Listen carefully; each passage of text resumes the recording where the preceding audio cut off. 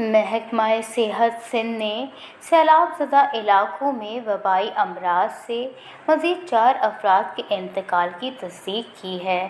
محکمہ صحت کے مطابق ضلع دادو کے علاقے میہڑ کے گاؤں میر خان پاہی میں ملیریا اور گیسٹرو کا مریض انتقال کر گیا ہے۔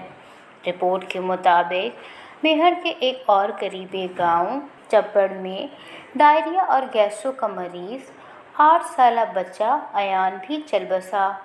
ادھر کاچھو کے شہر ہیرو خان میں ملیریا سے نوجوان امان اللہ اور خاتون نوری انتقال کر گئیں۔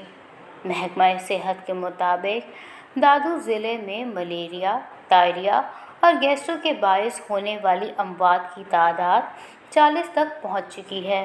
رپورٹ کے مطابق ایک ماہ کے دوران مختلف امراض میں مبتلا مریضوں کی تعداد 1,96,724 ہو چکی ہے۔